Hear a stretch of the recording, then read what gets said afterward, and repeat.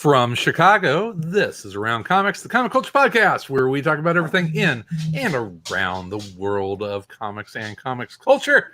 I'm Christopher Niesman, and for the first time in years, I am recording and sitting next to my partner in crime, Mr. Brian Salazar. What's up, buddy? Hi. Look at us. I know, together again. In the same room in my basement. It's like peanut butter and jelly and my Sal's dog basement. And there's my dog just drinking water. Best noisily. dog in the world. Best dog in the world. It is.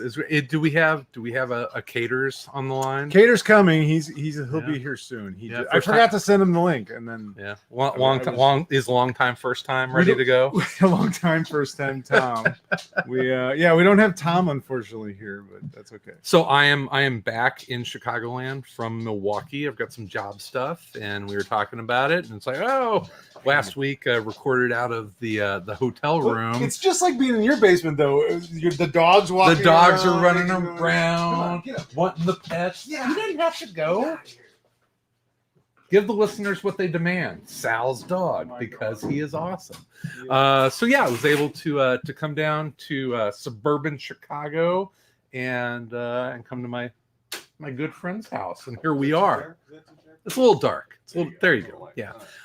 Because we will be talking about Sal's Batcave. No, tonight. we will not be talking we're about... absolutely going to be talking about Sal's Batcave now that I have gotten the full experience. This is the first time I've been in your basement. Yeah, I think so. I think it is the first time you've ever been here. There's Tom. Hey, Tom. There's Tom. What's going on? Not much. Oh, there you go. Hi. So, Tom, we were just talking about Sal's basement. It's the first time I've ever been here. Just want to let you know that there is a dinosaur and a gigantic penny over on this side. In the Sal Cave. Sal Cave. Yeah. So here we are. It's like we're all in the same metro area. We should have got Tom here. We could have got you over here, you know. We're watching the Bucks game after this, bud. Oh, that's all right. I just got back from taking my son to swim practice. It would have been complicated. A complicated journey. Oh wait, I'm trying to turn the volume up, and I turned it off. Turn him off. Hi Thomas, how you doing, bud? I'm good. Not working. Sorry, I'm a little distracted. I'm not used to having someone in my basement with me when I'm doing a podcast. This is weird. Tom, we've gone completely zoo crew on this. I'm going to be the person that's going to completely throw off the producer, and you got a soundboard of like sound effects, like a fart noise, and yeah, it's great. But no, it's a little old timey feel, which is great. Old timey? It's old timey feel. Yeah, old timey around comics. Yeah, when was classic that any of us recorded from the same room? It's years. I mean, pre-pandemic. Yeah, it's been a long time. It was a different time. It was a different era of Around Comics. Classic Around Comics. Mm-hmm. We need Beatty in here.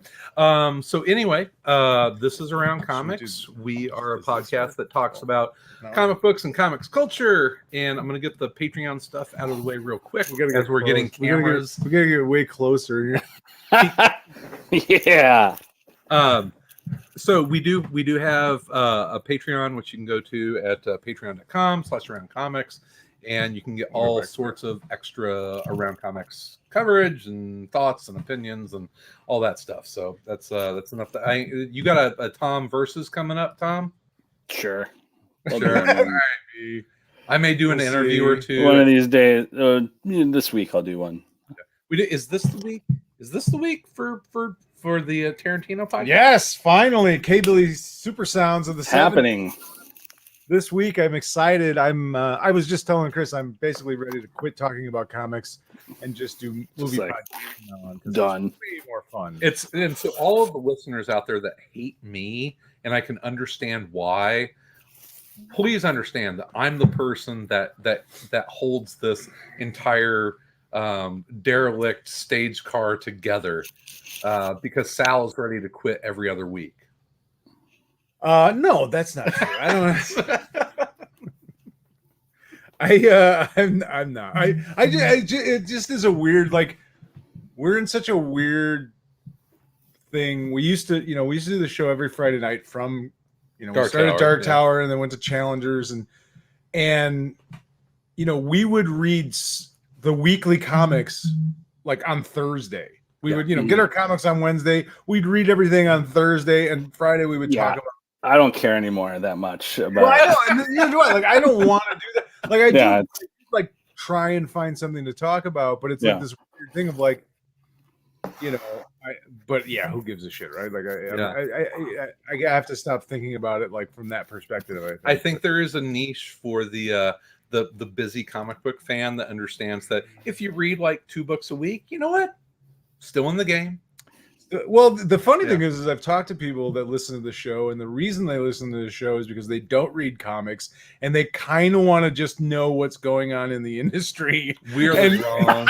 We don't know anything. Yeah. We have no idea. But I think we should just start making it up. Just have fun. John Byrne died today. Did you hear that? Whoa, hey, that's not funny. Come on. Well, before we do start talking, I do have a comic to talk about, and I know, Tom, you have something to talk about too. Chris hasn't read anything because he's starting new jobs. Okay, that's the excuse. Anyway, I can tell you a lot about security and surveillance equipment and access. Did you join the CIA? Maybe. You're finally going to be NSA. I'm working with Tom King. We have a thing. This is all the long game of you to finally just work with Ed Brubaker or with Greg Rucka. That's what it is, right? I don't know. It's I'm kind of off the Rucka train and more on the Tom King train. Ooh. So I'm going. Wow. CIA. Right. CIA. Former CIA. One time there was like a job fair when I was in college in Madison, and the NSA had a table. Yeah, this is before 9/11, so this is pre the terrorists winning, and I was like, maybe I should apply to work at the NSA. I didn't, but it was an intriguing. They just had like a table set up. I've thought about the FBI. Like, I could do that. The black suit, and talking to my wrist, that kind of stuff. I'm like, I think I could still. I could probably still pass the physical. Like let's go. Let's do it. I could still be it. No, couldn't. No. You've aged out. Oh well. They want the. But I have wisdom. I have. No. All right. Well, that's okay. Well, anyway, I wanted us to enjoy something this week. I caught a glimpse of, and I only watched a few seconds of it because I was like, I have to hear what Tom thinks about this, and I want a reaction. Listen, brother, play this movie. I mean, it's got a comic book connection because it's Stephen Amel who played Green Arrow on his Arrow show, and it's a movie he's coming out with. I think it's coming out on Stars, and it's called Heels. It's basically the concept, I believe. Well, I don't know. I don't want to talk about it. So let's just roll the clip. And see what we have to say about it. You gotta be able to take the heat. You need to learn how to separate you, the character, from you, the person. They all cheer for me? We cheer for the character. The character I play! The character I created. Make it right, Jack. He's your brother. I'm aware. And I... Never turns out good. I will be king. Your dad built a cathedral to a local pastime. And you... They're coming tonight because they trust me to tell them a better story than what they have to live with every day. Well, maybe you should spend some time with Thomas. I haven't finished the script. His son playing outside, but us. It ain't about winning or losing. Make them love you. Make them love hate you. We got kids to come to the show, Ace. What's the matter? You afraid I'm gonna go off script? What'd you say? No one makes their living from wrestling anymore. We can, I can. Heroes. The locker room's for wrestlers, not valets. I'm not just a valet. I can wrestle. Ace can succeed at the highest level. It's a natural. It's in his blood. Are you taking me with you? After I make it big, I could come back. You never gonna see Duffy again. That's the point, right? You need to send him a message. like Esau and Jacob. And the Lord said unto her, two nations are in our I like that they and purposely the made the elder poster look like shall garbage. serve the younger. Jacob had the guts to wrestle with God. How about you? I find that anger is more useful than grief. Man, this is long. That's my belt you wearing. You want this belt? Come and get it. Well, we could be heroes. Dad always used to say, hold it together, Ace. Hold it together. Just for one day. I'm trying. We could be heroes. Both a couple of losers like your old man. Come on. Come on. Wow. You know, for a second there, I was almost buying into this movie. I'm waiting for the old guy to say, if you can dodge a wrench, you can dodge. All right. Yeah. I just really wanted to enjoy that with you guys. I just thought that was that was America, Sal. Spend time with your son. America. Oh, my son. Maybe you should spend more time with your son instead of writing wrestling. Wrestling. Is that even how you write wrestling? Like with a Word document? I guess someone's got to write something down. It feels like. I don't know. Yeah. Well, I guess you got to keep track of something. There's been guys that have been writers. Like, didn't Bob Mould? Bob Mould. Yeah. WWF. So did for a couple years. The guy from Smashing Pumpkins. He owns. Corrigan. Yeah, Billy Corrigan wrote stuff for the and there's been guys that have been writers for. It seems like a ridiculous, horrible looking movie, but then like the more I think about it, it's like, well, it is wrestling. It is. Yeah. Well, we both worked with a guy that is a local wrestling kind of legend wrestler, to some degree underground, Vic Capri. Oh, that's right. And he's still doing it, and he's like 47 years old and still out there. Well, old friend of the show, Matt Burden, was a wrestler. No, he's a promoter. Is he in England? Oh, that's right. He ran an amateur. I don't know wrestling? If it's amateur. I should holler at Matt. No, it's amateur. You gotta do it. It wasn't amateur. It was an amateur wrestling. Just embrace your heel turn. Some rinky-dink amateur wrestling. They take that wrestling serious in England now.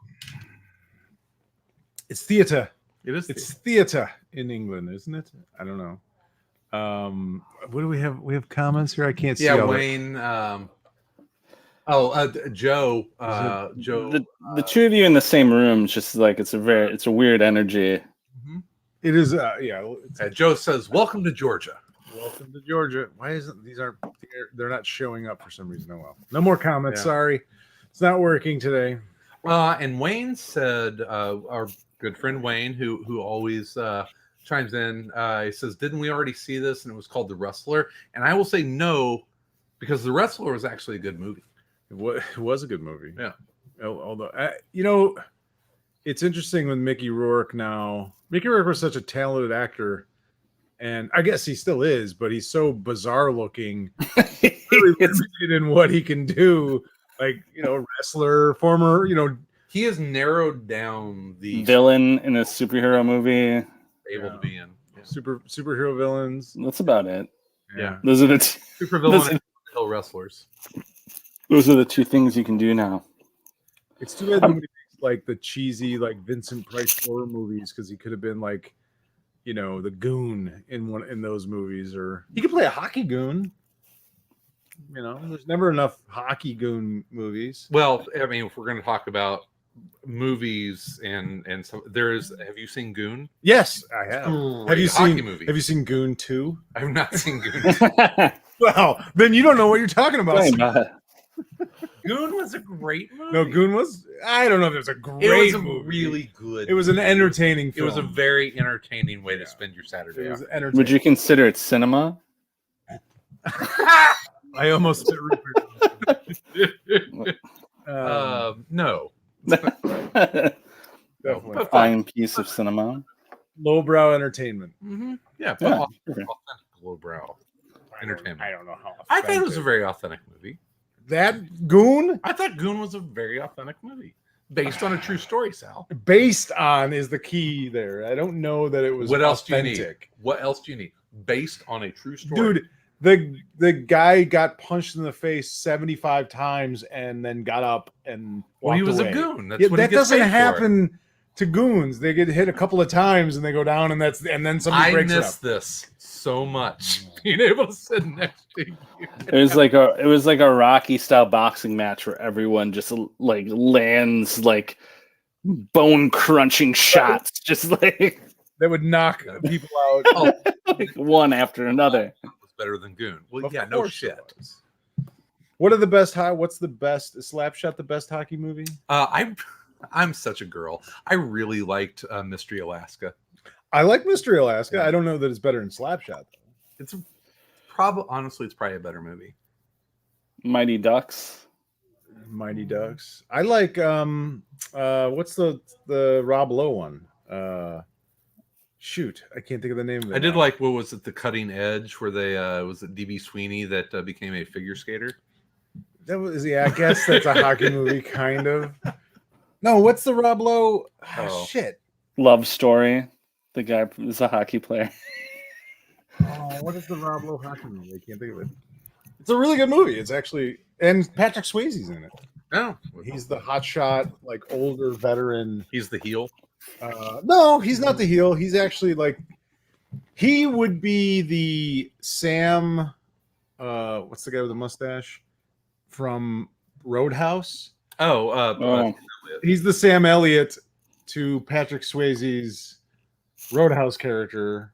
Mm-hmm. In this movie, he would be Dalton. Yeah, he's yeah. I thought he'd be taller. What the fuck is the name? Youngblood. Okay. Yes. Oh yeah, I remember. Rob Lowe, Youngblood. 1986. One of my favorite hockey movies. Yeah, greatest year in comics history. 1986. Yep.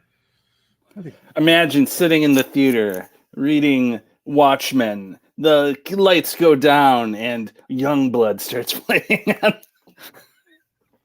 Youngblood. 1986. In the mall. Yeah. You've just been to the arcade. Aladdin's Castle. I was 15. Gold Mine. That was the arcade on Port Plaza Mall in Green Bay. What was it? The Gold Mine.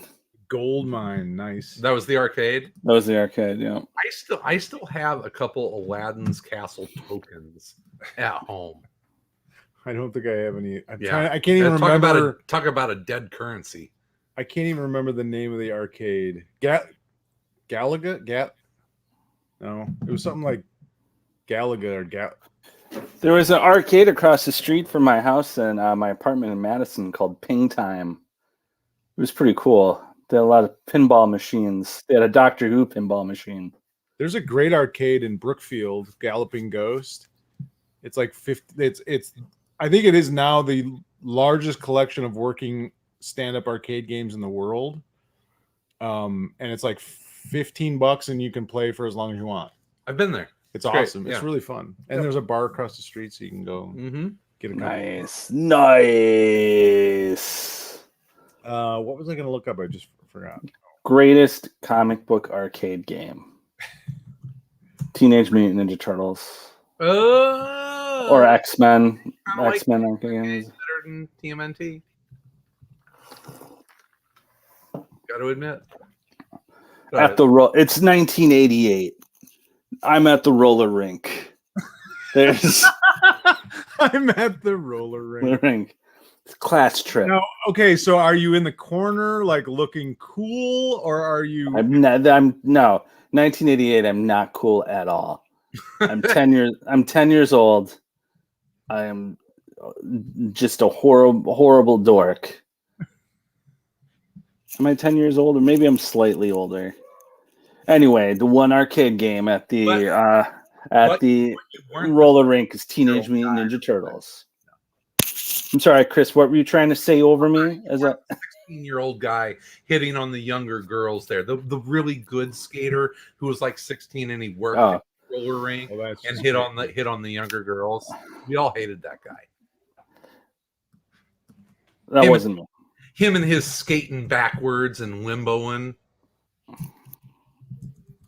Sorry, but what were you saying about the video game? So glad you interrupted him. Yeah. I'm absorbing my heel turn. I'm just gonna let you talk until you're done. I'm done. Anyway, Teenage Mutant Ninja Turtles was the only arcade game at the roller rink, and I fucking killed it. I loved it. I was great at it. The Teenage Mutant Ninja Turtles game? I don't remember it. I might have been out of arcades at that point. No. I'm older than you guys, so it was like one of the 4-player games. Yeah. So I was playing like competitive Pong. No, I mean Spelunker. My favorite game was I love the Tron game. That was pretty sweet. Defender. What was the other one? Dragon Slayer. Dragon Slayer was fucking. Dragon Slayer was the hardest goddamn game to play. Like it was impossible to get anywhere in that game. But I mean, it was Don Bluth cartoon animation. It was awesome. It was a money suck. Yeah, for sure. Like, I'm gonna take like $10, which was a lot of fucking money at that time, and I'm gonna play Dragon Slayer for like a half hour. That game was designed to suck quarters out of your pocket. Don Bluth had, probably like kids in college he had to pay for. So. Yeah, $1 Don Bluth. $10 Don Bluth. You remember? Give him your money. I don't remember Vortex. The dial, the spinny one. I like that one. That was a good one. I was actually pretty good at that one. Yeah. I kind of always sucked at video games though. I don't remember a video game that I was ever like really good at. I kind of just sucked at them. I would own people on Super Mario Brothers. I was not. I was more of a tactile. Now you put me in front of an air hockey table, I'm fucking lighting people up. To this day, I will smoke people at air hockey. Still, I can. Nice. I can imagine the aggression. Oh yeah, I love the hit shit, man. It was like there's bloody knuckles coming out of that one. All right, so Tom, let's bring this back to comics. I think you had something you had read this week. I read 2 things this week. I read Crossover, the first couple of issues by Donny Cates and now I'm gonna say Greg Schwartz. That might be wrong though. Now that I just Greg Shaw. Yes. Jeff Shaw. Jeff Shaw. Oh God, it's so embarrassing. Now I know what it's like to be you guys. Can't remember the names of who I'm talking about. So I read a couple issues of that. Funny now, how about Yeah, I know, right? Yeah. And I read Not All Robots by Mark Russell and Mike Deodato. I read that as well, and I have a lot to say about that one. Let's talk about that one then. You want to talk about that one? All right, let me. Yeah. I was gonna try and pull up a preview of it, but I couldn't really find one on the AWA site. But that's all right. Yeah, Mark Russell and Mike Deodato Jr., who has been lying to us all this time, and his name is not actually Mike Deodato at all. It's something he's like Portuguese, but that's okay. It's like his pen name. Yeah, Not All Robots. So I read I liked it so much I wanted to find out a little bit more about it, and I read an interview about it. Mark Russell was talking about it, and because I read it and I was like, wow, this is a really interesting book. A lot of concepts. It's funny. It's dark. And basically like the concept is it's in the future. Mankind has created AI and automated robots to take over all the menial tasks of the world and make life easier, but it has basically relegated human beings to sort of pets. Everyone has a robot that lives with them and goes to work and earns money, and they don't do anything.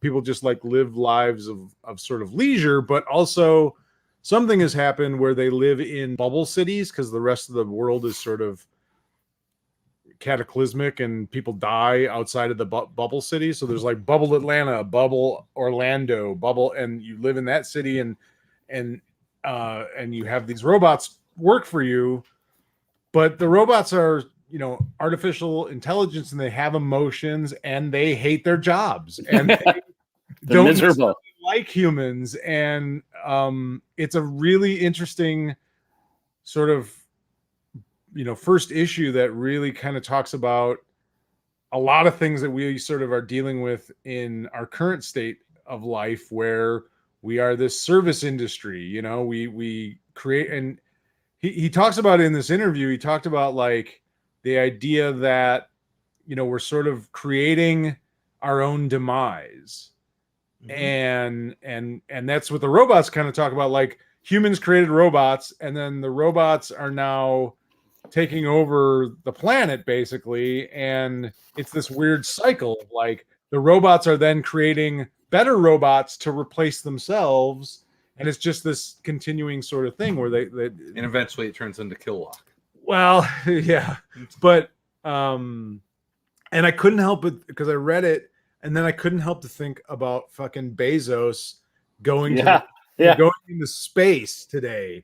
Like, that struck me as so bizarre of like, you know, we all shop on Amazon.com, and we're basically paying this billionaire to leave the planet, eventually leave us behind. Like, that's what, you know what I mean? Like, that's what these guys are doing. Come back? He come this time, but that's what these guys are working towards. They're working towards leaving the planet because they're gonna be like, see you later, dudes. Yeah.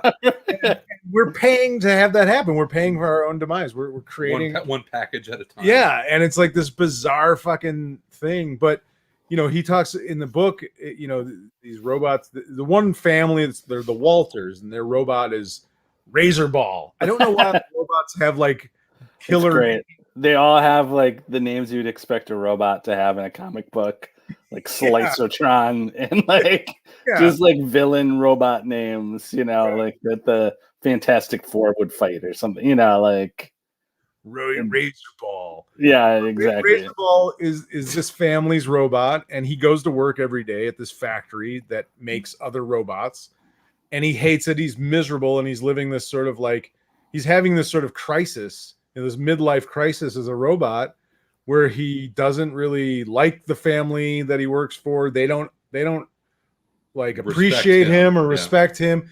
And it's also, Russell talked about in the interview, and I didn't catch it at first, but I got it after. But he talked about it being the original concept in the title, Not All Robots, was sort of a metaphor for toxic masculinity. Not all men. Not all men are, you know, toxic. And you get that, you sort of get that, you know, idea in the book of like, you know, the men are the robots, and then the humans are, you know, the people dealing with the toxic, you know, masculinity of like, just shut off your emotions, just take out your emotion chip. Yeah, your empathy. If you change your empathy chip, then you can live like a king. Yeah, that's what that one robot says. Another robot buddy is like urging him to you know, and I don't want to spoil the whole thing because the book doesn't even come out, I don't think, for maybe a month. Yeah, but it was really good. Who's it being published by? It's AWA, which is where the dude that used to be at Marvel, the guy that used to run Marvel, Stanley, not Stan, Jack Kirby. Wade? No. That's the. I don't want to do that. What's his name? Oh, Alonso? Yes. Okay. I know I'd get there eventually. Yeah. Okay. Axel Alonso runs AWA. Okay. And yeah, this is Mark Russell, who did Prez. He did the Prez that we. Yeah. He did that. He did the Snagglepuss Chronicles. He did the Flintstones reboot, and it's all been very interesting. He's a different kind of voice in comics than most everyone else. Color me intrigued. Yeah, but I don't know how. I assume you liked it, Tom. It seems like something you would like. Oh yeah, it was great. I thought it was awesome. You know, like Yeah, just like the little detail parts of it, and just like how, when we read Prez and we were like, oh God, like how he kind of nailed so many things that actually did happen when there was like an actual plague. That book, like how people would react to it as like years beforehand. And it's sort of, like in the, I didn't even think about the Jeff Bezos thing when I was reading it today, but like the sort of like kind of hitting on a lot of stuff that's just in our culture right now, what is work? Like, why have we created, all these articles about people quitting their jobs or going to new jobs, like sort of unhappy with the system we've created and like thinking like, well, if we just replace ourselves with something else, then it'll work better. And then, the joke being, of course, now the things we've replaced ourselves with also hate the system we've created, and that stupid. Well, it's this weird thing of like, I mean, it's something that I think about a lot too. And it's like this weird thing where like, what is our value? The only thing we value anymore is like how much money you make, what kind of car do you drive, what kind of house do you live in, it's like that is sort of like the system we've created of giving people value. And it's so fucking weird and bizarre when you kind of step back and think about it for a little while of how unnatural and fucked up it is. But I mean, how weird it is, like for 8 hours I go do this thing that like does not matter. Yeah. Like really doesn't. It's like has very little consequence, like sort of on a grander scheme of things. I mean, it feels very important as you're doing it. People treat it very importantly, but it's sort of like, why am I doing like, wait a second. Reality, it's like it's also sort of creating our own demise. Like all the industry and all the, it's like we're destroying the planet and creating an habitable anyone who has society. Anyone who has ever had to train their replacement understands this. Because that happens a lot. Hey, do you guys remember a comic book? It was called Dave, and it was the robot. This kind of reminds me a little bit of Dave, which I never finished that series. I don't know if it finished, but it kind of played along with those same themes of the disenfranchised, and just kind of like unenthusiastic robot. I just love the part where the robot comes home and just goes into the garage to be by himself. Just leave me alone. Leave me alone. Like just a classic, like unhappy dad. And a robot. I don't want people to think the book is super dark. Like it's funny, funny and sarcastic, and it's satire, and it does a great job of that. But it's a really interesting book. I mean, it's if you want a dark robot book, Killock got dark. Killark got very dark, but with some funny moments. And then I also read Crossover. I got the trade from the library, and I was reading that, and I was like, oh yeah, this is also pretty good too, and sort of interesting in the sense of like kind of similar to Kill All Robots. There's things in there that feel very sort of timely to our times as well. Like the concept of the book being, Denver, Colorado gets invaded by a comic book crossover event. Like real comic book characters show up and start fighting, and like a bubble gets built around it, and they're just all in there, and people had to be evacuated. And it's just like this invasion of reality by like the fictional things that we follow, right? And like the sort of idea that, these fictional characters have invaded our world and it's causing a huge problem. But, that to me is less interesting than some of the stuff in the book where, there's a really great scene in like the second issue where it's basically like a confrontation between like two comic book fans two people who worked at a comic book store, where one sort of, is like, well, they find out that it's not just superheroes that have come over from this other universe, but like just normal people that like live in the Marvel universe and live in the DC universe got sucked up in it too. But we've put them in camps to like experiment on them, and we think they might be dangerous. And like one of the characters is like, well, we have to do something about this. And the other guy's like, oh, I'm not gonna like invade a government facility. Maybe they know what they're doing, and it's a confrontation about like, do you believe the things that you always talk about that you believe that are what superheroes are about, or don't you? Like, which was a very interesting thing, like this. I think this has come up a lot in comics where, we were talking about our least favorite Superman, Dean Cain.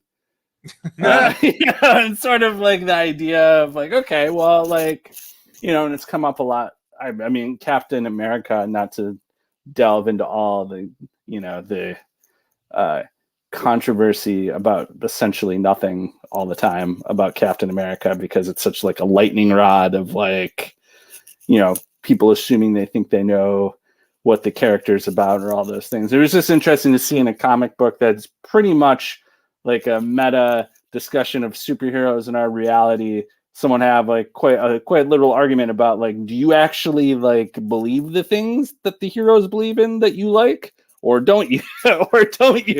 And I just thought that was a really interesting thing to have happen in a book. Things that fit my very like, yeah, do you actually believe in like right or wrong, or like, or any of those things, or is that just like inconvenient for you? So yeah, it was good. I liked it. Does this fall into the, Scott Snyder wrote this? Oh, I remember liking things that he wrote that aren't DC. Why, you don't like Donny Cates? Huh? No, Scott Snyder. No, it's Donny Cates. No, Donny Cates wrote it. Oh, it's Donny Cates. What is it? I don't know where you're getting Scott Snyder. Oh, it's a Scott Snyder did the poll quote. Sorry, it's Donny Cates. Yeah, Donny Cates. Okay, yeah. Sorry. It said, Scott Snyder says it's a flat out fantastic read. Good thing. He did a much shorter version of it than I did. I really like Donny Cates' stuff. I think the first thing I read of his was God Country. And that book kind of blew me away. I was just like, oh wow, this guy's got a really interesting voice.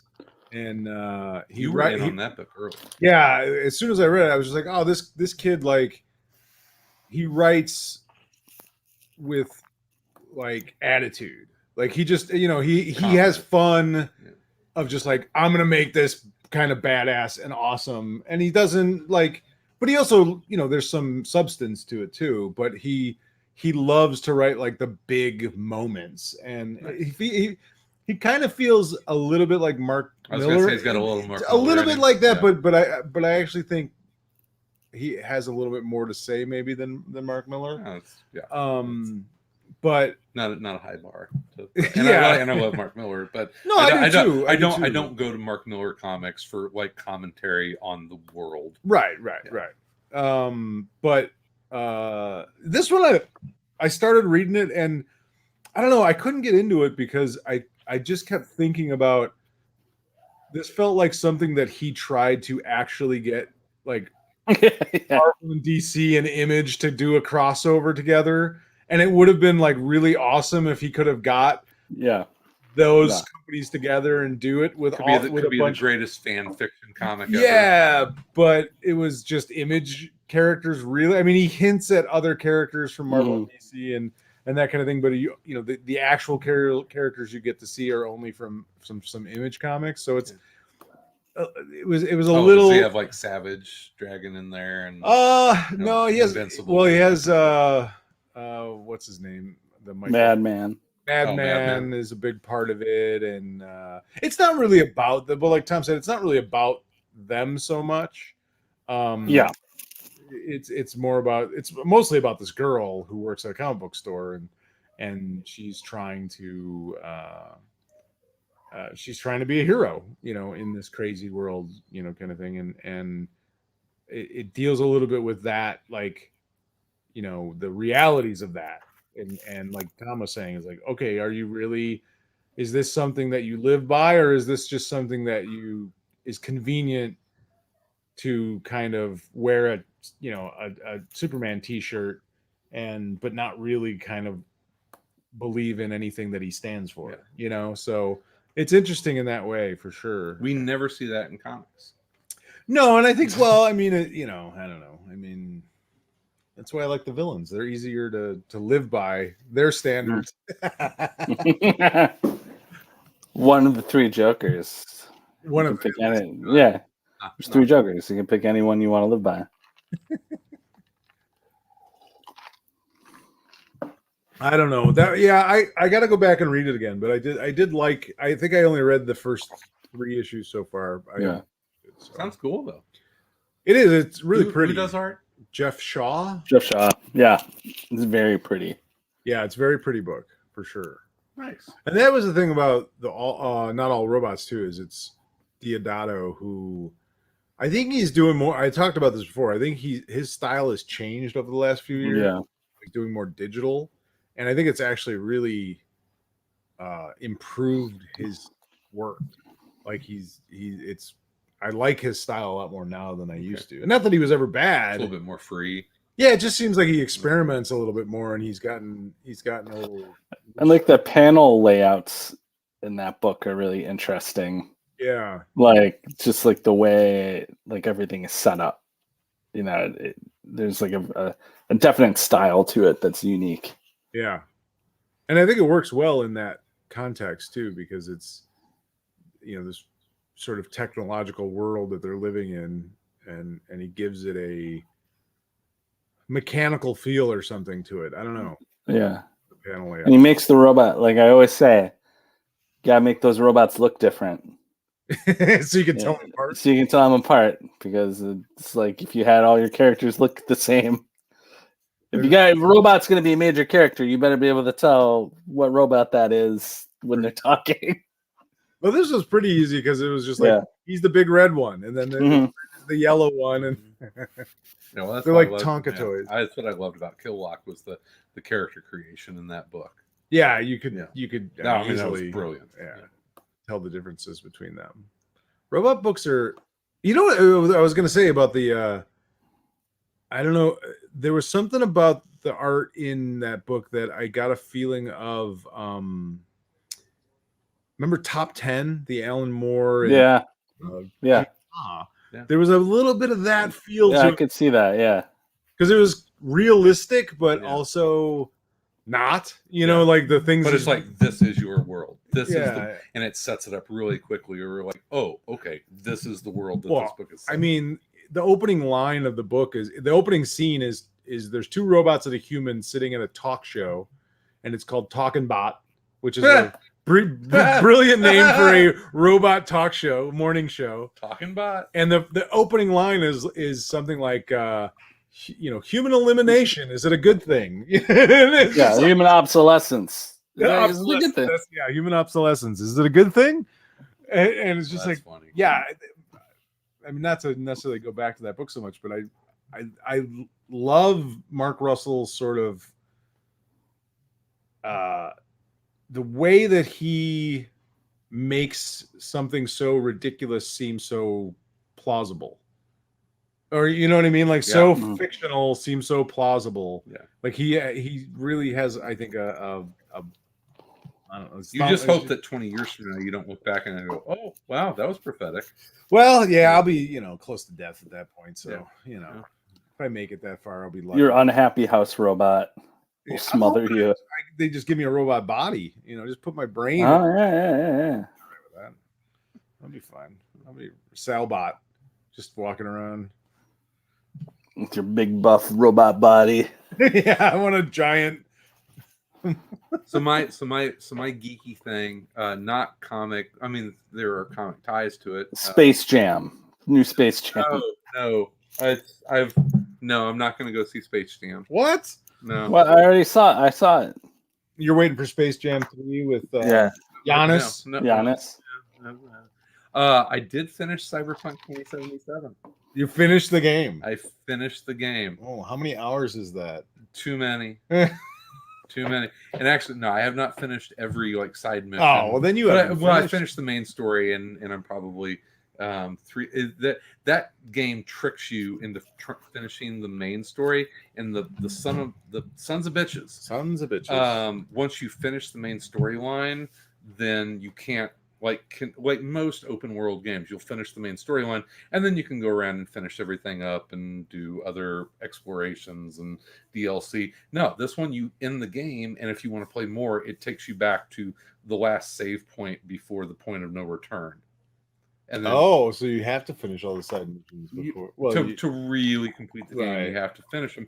But you can speed run through the game and finish it without doing a ton of the extra stuff. But it was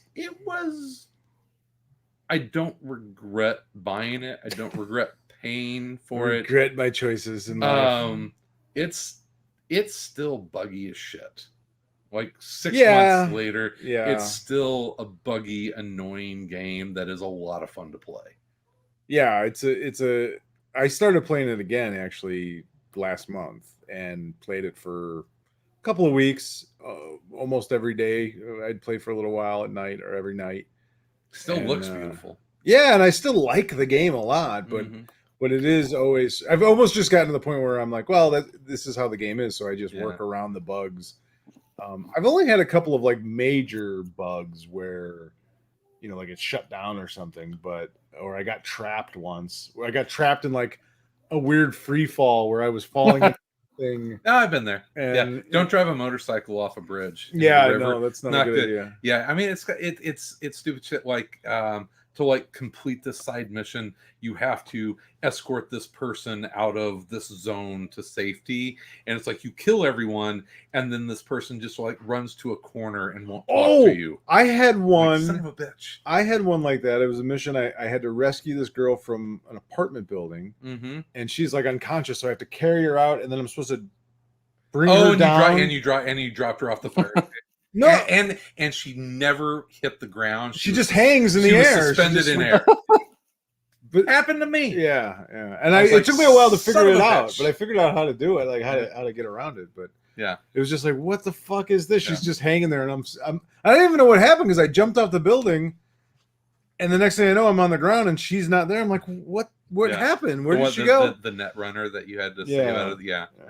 But it's so funny as I'm sitting there and I'm complaining to myself in my mind about how this is why the robots will take over. Yeah. I'm just like, look at the complexity and beauty of this game. Of course there's going to be bugs in it. This is a massive game. Yeah. It is massive. And for people to complain about the annoyance of bugs in a game that is especially spectacular. when people bitched and complained because the game wasn't coming out fast enough, and then it comes out fast and it's got problems, and people are like, what the fuck? Yeah. And it's like, well, what do you got to pick your lane. Yeah. You can't have both. It's like, to bring it back to comics, it's like when comics would be delayed, like an event comic, and it's supposed to come out in June and it doesn't come out until the third week of June or July. And it's like, okay, well, yeah, they're trying to make it a product that's worth you purchasing, because we've all bought comics that were just like, wow, they rushed that out. Yeah. So, this is why Vince Coletta gets a bad rap. He was a savior of fucking Kirby's shitty deadline management. And why are you drawing those backgrounds, Jack? He'd drop off pages at like 8:00 on a Friday night. They had to be done Monday morning. Poor Vince Coletta had to sacrifice quality to get the work done. The words that you've never heard any other comic book podcaster say. Poor Vince Coletta. What about your family, Vince? Your son, as he looks out the window, as his son's kicking a ball into a soccer net by himself. Sometimes you just have to sacrifice the greater good. Kirby made this giant machine. I got to do all these knobs and shit. Goddamn Kirby Crackle, I hate it. Shit's a pain in the ass.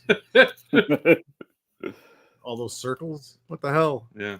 Oh, speaking of inkers.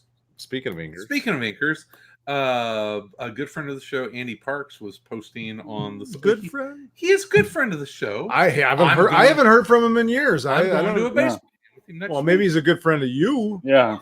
My good friend, Andy Parks. There you He was posting his what he's hoping to be his last inking job for the foreseeable future. He teamed up with his old buddy Phil Hester for some Green Arrow stuff. Very nice. So it's a green page of their work. Green Arrow right back there in the corner, right over by the giant coin. Yeah, can't see the coin. But yeah, it was awesome to see Andy inking Phil on a Green Lantern, Green Arrow story.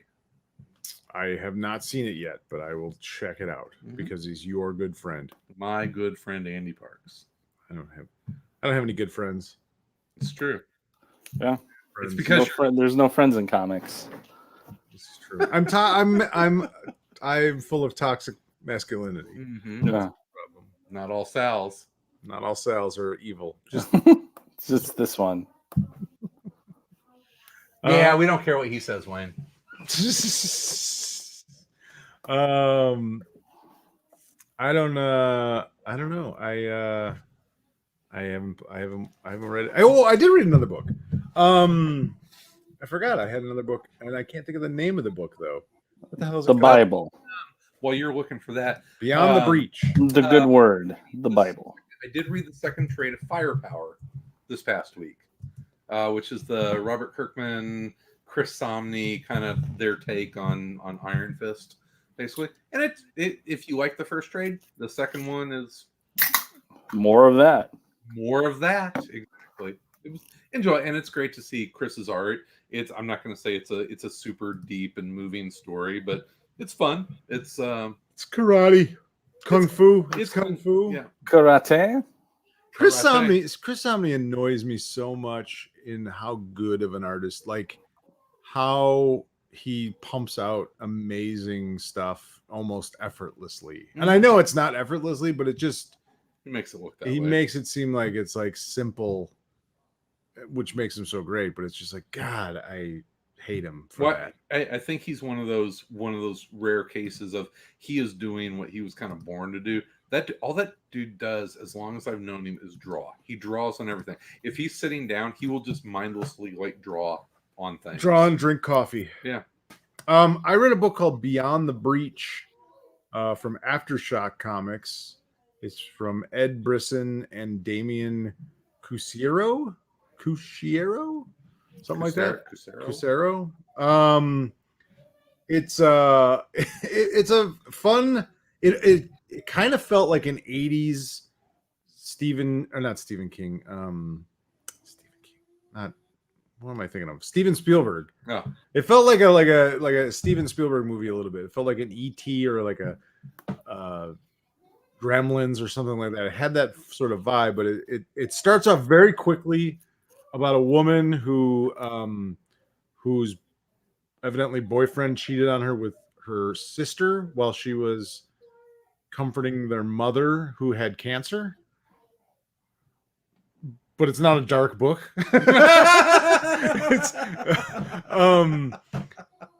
And she's driving. She's like, "Fuck this! I'm out of here. Fuck you both. I'm gone." And she's driving out to see the redwoods, and that's like the first page of the book. And then all of a sudden, her car gets attacked by interdimensional space creatures because of course it does. And so, like I said, it's real fast. Like they don't explain anything to you. It's just this is what's happening. And you kind of and that was the second worst thing that happened to her that day. Yeah, right. And and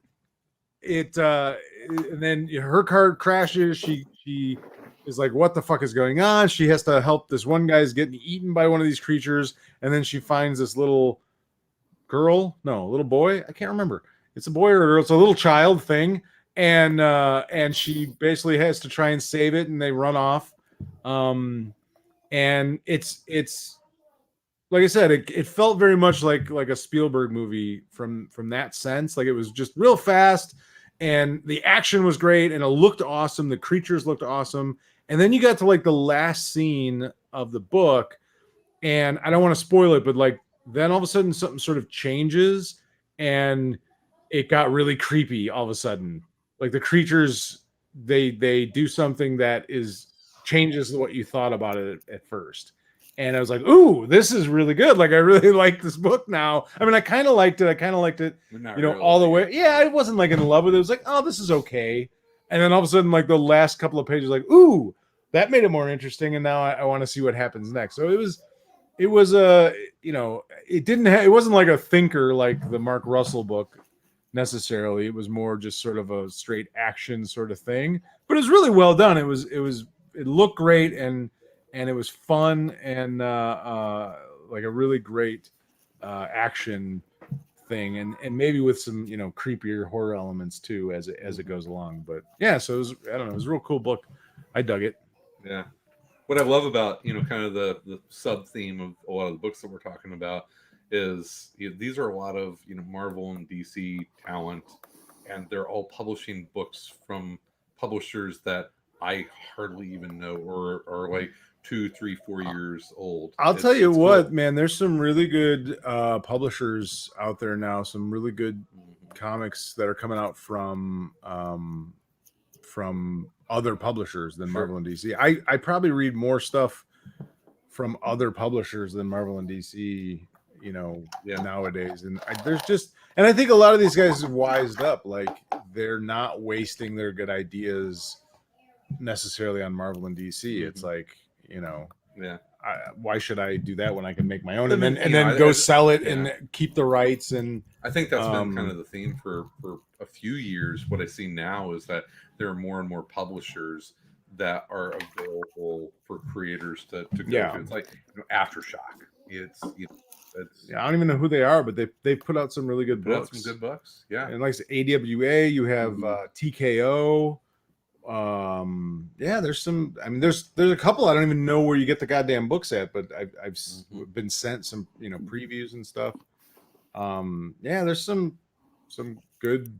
I usually I will check out the books from other publishers first, because I kind of know what I'm going to get with Marvel and DC. Sure. So it's like, most of that, and I'll be honest, like most of the stuff Marvel and DC is publishing, it doesn't really thrill me that much unless it's like you said, like Tom King book. I'm going to buy that. You know what I did see though that's coming out is through the Black Label imprint is a Azzarello Suicide Squad miniseries where they hunt the Joker. That's the mission. That's Joker. I'm joking. His Joker.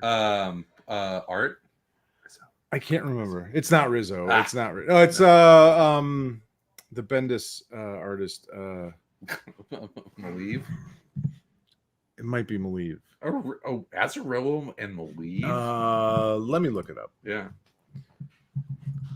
It's Azzarello, so I'm Azzarello doing a DC Black Label book. Right. It's kind of an automatic buy for me. Get Joker.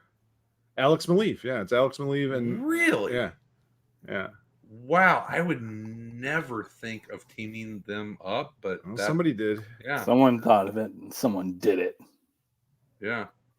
Yeah. Oh, that's cool. I'm hot and cold with Maleev's art. It's this looks good though. Yeah, I mean that looks like the little Sienkiewicz going on there, even more so than usual. It's a little more inkier than some of Maleev's stuff. I think it makes sense. I think those two together make sense. I mean, he did a lot of crime stuff with Bendis. And the Daredevil stuff was great. Daredevil stuff. I should have bought that page. Anyway. Well, yeah. Oh, we do. Are you out, Tom? Do you have to? I have to go handle some children.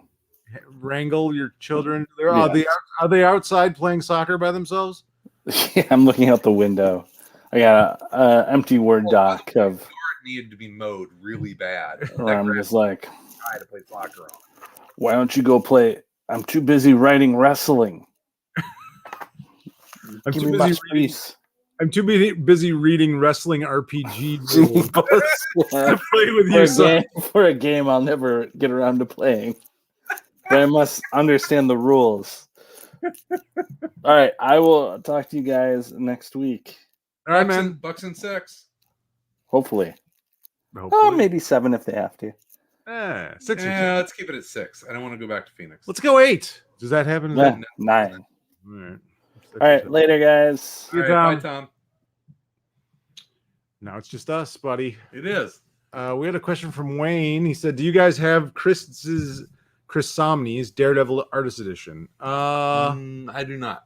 I might have it. I don't know. Yeah, we've talked about artist editions before, and we both love them, adore them. Yeah, have many of them. Well, you just saw where mine are. They're all sitting in a closet. Most of them are in a closet somewhere to be viewed at and cataloged once a year. I love the format. It's just I had to, once I got past my 10th one, I had to start being a little bit more discerning in what I was buying. Yeah, I agree. There's a bunch of them that I still want to get, but it is this weird thing of well, am I going to spend $175 on a book that I'm going to look at every once in a while? I did see one. I'm actually really on the edge of buying the Jim Lee. Really? The X-Men one. It's just, it's just a time capsule of a time that, I was really reading comics with that wide-eyed innocence. That was kind of the end. Jim Lee's X-Men was the end of my innocence as a comic book Jim fan. Lee took your innocence from Jim me. Lee took my innocence from me. Interesting. But yeah, that's that's a nostalgia thing where, I remember, 1990, 1991 as a comic fan, and Jim Lee's X-Men was a huge deal. And I gotcha. Yeah. And is he my favorite storyteller in comics? He is. No. No, he's not. But, he's a fantastic draftsman and always has been. And I think he kind of helped define an era. So yeah, I think it has historical significance. All right. I'm trying to justify the $150 purchase with myself. So. Joe asks, "Have you finished Monsters from Barry Windsor Smith?" I have not, Joe. I've been reluctant to go back as much as I enjoyed it. I'm about halfway through. It's that's probably where I'm at. It's a I'm savoring. Well, I'm not gonna lie. It's emotionally that book is heavy. Yeah, and I have to kind of be in the right mindset, or else it'll I'll start drinking and looking for hard drugs. I read 10, 12 pages at night. It's a good night. It's a really good nighttime book. It's not one that I'm going to wake up, and read with my cup of coffee in the morning. No, yeah, absolutely. Yeah, like I said, I got to be in the right mood for that kind of book, and I don't know. But we will finish Monsters, and it is so good. Yeah, so good. Wayne said that the Golden Micronaut, I guess that's Michael Golden Micronauts. Is of course it is. I've never been that big of a Michael Golden fan. Really? Yeah, he is one of those guys where he has that sort of legendary status, and I've always kind of been like, I don't know that I'm a big fan. That he has the. This is weird to say. Michael Golden was fantastic for a lot of the stuff that he did. I would not put him in the Comic Book Creator Hall of Fame. But I think a lot of people he had a couple all-star seasons. He's in the Hall of very good. He's in the Hall of pretty good. I think he had some all-star seasons. I was thinking about that because we've always often talked about this subject is Paul Konerko. I've rethought my stance on. I think Paul Konerko deserves to be in the Hall of Fame. No, he might. I think the idea of the 500 home runs is what used to put you in the Hall of Fame. Mm-hmm. That is going to change into 400 home runs. No, I think it's going to change to 600. No, not at all. People are not going to have the careers where they're not going to play that long where they hit that many home runs. I disagree. All right. We'll see. Yeah, I think on the other side, I think that the pitching stats are going to change. Well, I don't think we'll ever see a 300 game winner again in our lifetime. Yeah, probably not. But we may see someone record 5,000 strikeouts. Yeah. And it's what Konerko. I think Konerko absolutely should have his number retired by the White Sox because he was. I think you're going to see a bunch of guys get into the Hall of Fame in the next 10 years that have less home runs than he does. Yeah, it depends on by position. Like Ted Simmons gets inducted this year. I think that was a good call. I think you're gonna. I think he got caught in the middle of a transitional period in baseball. He was a clean player in steroid era, and he hit 423 home runs. Did he hit 423 home runs? Really? No, I did not. Something know like that. I think it's it's 423. Okay, so my favorite current baseball player is Molina a first ballot Hall of Famer? 439 home runs. 430. That's Hall of Fame, baby. That's what I'm saying. When he retired, it wasn't, but today, that's Hall of Fame. 439 home runs. I think he might be the definition of a Hall of Pretty Good. He might be. I don't know, man. In the dictionary. Who's gonna hit 500 home runs? Who's? I mean, a lot of people. Active home run. Is it going to be? You don't think that Fernando Tatis Jr. is going to end up? I don't know that he's going to. No, I don't know that he will play long enough to hit that many home runs. Pete Alonso. I don't know that these guys are going to play Cody Bellinger 13 years anymore. I don't know that guys are going to play that long anymore. Yeah, I think those guys are still out there. Active home run hitters. Welcome to Around Baseball, everyone. Albert Pujols, 675. Is he still active? Yeah, I mean, Pujols is going to fall short of that 700. Robinson Cano is at 334. Yeah. Giancarlo Stanton is at 327. Is he going to hit another 100 home runs? Oh, yeah. Yeah. Is he? Yeah, Stanton's not that old. Maybe Stanton. All right. Evan Longoria. Mike Trout's at 310. Yeah. Joey Mike Trout's Votto. going to have 600 home runs, dude. Okay, Trout will, but Manny Machado, Anthony Rizzo, is he going to hit 500? No fucking way. But I mean, is Bryce Harper? Probably. But I'm telling you, you're going to have a bunch of dudes. Todd Frazier has 218 home runs. Yeah, he's not going to hit 500 home runs. No, Will he be in the Hall? Frazier's at the end of his career, but he'll be. I still think that 500 is the number. I don't think it is anymore. There's a lot of people that have 500 home runs that are not in the Hall of Fame. Yeah, I think Paulie should be. Yeah, whatever. We will see 500 home run batters way before we see 300 game winners. So there you go. There's Around Baseball. Around Baseball. Mm-hmm. We have opinions. All right. Well, we have to go watch the Milwaukee Bucks win the NBA championship. We don't have to. Yeah, we do. I mean, that's why I came. I don't give a shit. I was promised pizza. You got pizza and basketball. All right, fine. It's been fun. We'll just let our listeners. I think I'm going to drive down every week now. For God's sake, no, you're not. It's not that far. It's like an hour, hour and a half. I come to every Tuesday. I mean, you can have pizza for me. No, I'm not buying you pizza every Tuesday. Hey, if I'm gonna drive 3 hours, I didn't round ask trip, you to. You're not even gonna have pizza for a 3 hour round trip drive. No. What kind of a friend are you? A bad one. You should know that by now. No, this was a lot of fun. So I hope people enjoyed it. Once again, if you want to check out more Around Comics stuff, you can go to patreon.com/aroundcomics. Bonus. Sal and I starting a couple week string of special guests on our AC Patreon content. We're going to have our good friend Will Pfeiffer. Will Pfeiffer is the I'm actually the third wheel on that.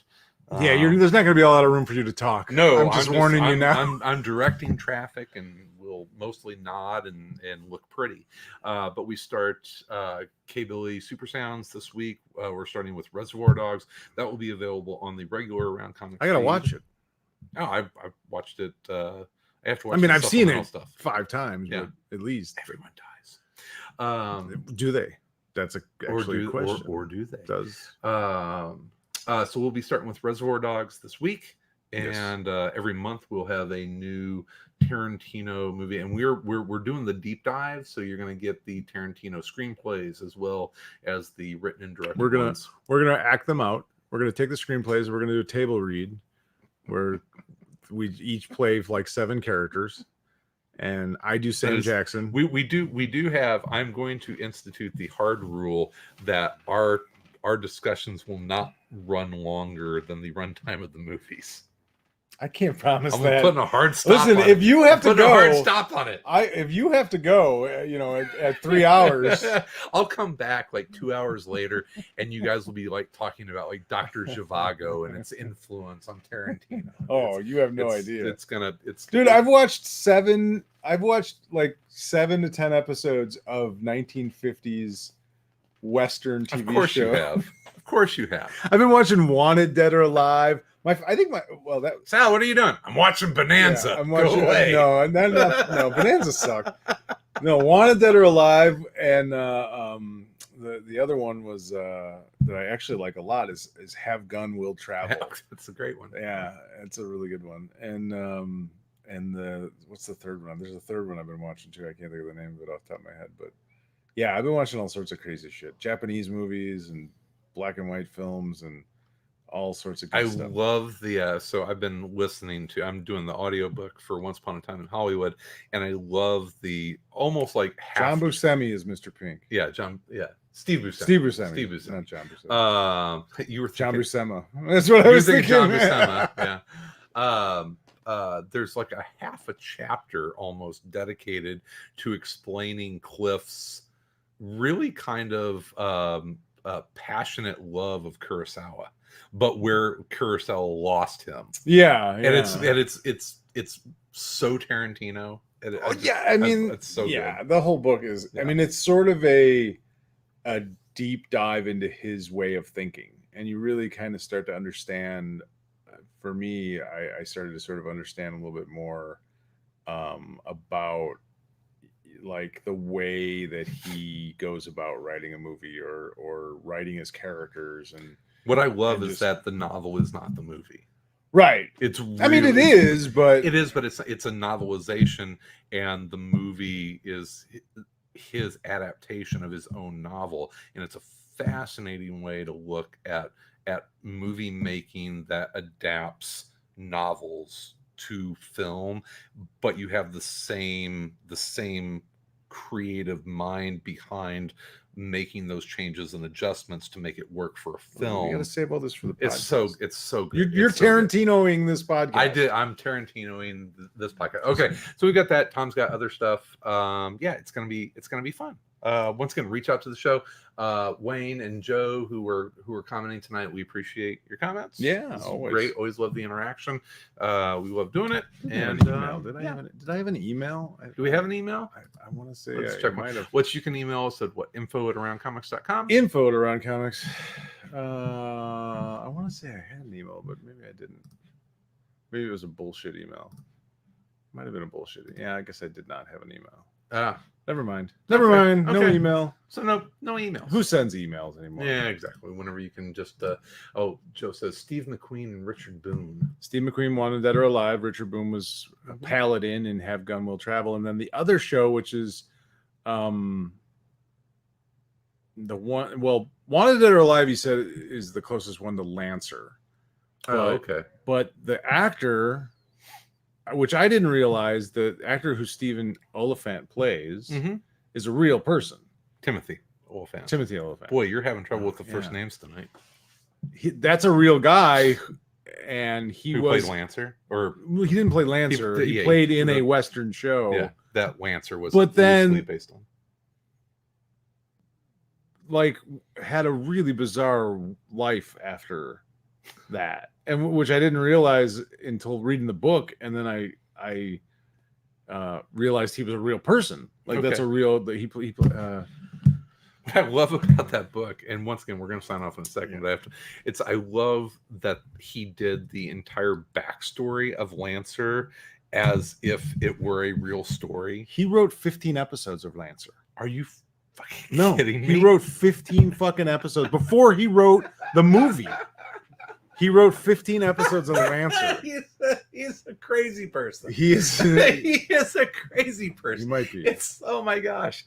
Oh. Yeah, he wrote 15 episodes of Lancer. Yeah, that's like the Tolkien. Because he loved it. Where it's like I created a language. Yeah. before I wrote this novel. He loved it. He's like he just fell in love with it so much that he. Oh, that's amazing. James Stacey. So James Stacey is a real person. He's a real actor. Okay. And I didn't realize that he was playing the guy. And then Yes, James Stacey has a dark history after this sort of, but he played he did play Lancer. I'm sorry, Lancer was a real show. Okay, that's right. Lancer was a real show. Did Tarantino write? Is this fan? Did he write? He wrote. Fan Yeah, he wrote fan. No, he didn't write Lancer. He wrote the show that DiCaprio's character is in before Lancer, his own show. Oh, Bounty Law. Bounty Law. He wrote 15 episodes of Bounty that's Law. Hilarious. That's what it was. That's amazing. Yeah. Oh, so Bounty Law is based on Wanted Dead or Alive. Okay. But he wrote like 12 or 15 real episodes of Bounty Law before he wrote Once Upon a Time in Hollywood. But Lancer was a real show that DiCaprio's character, who is fictional, Cliff Booth. No, not Cliff Booth. No, he was Rick Dalton. Rick Dalton is Remember, not a real. You're Rick fucking Dalton. Don't forget it. Yeah. It's all right. So this is why this is going to be so fun. Okay, so anyway, more of that coming up. Yes. If you're a Tarantino nerd like we are, tune in and let us know what you think, and we're gonna do it. So okay, well, we're gonna do that this week. In the meantime, in between time, we're gonna be everywhere and around comics and video games and Tarantino movies.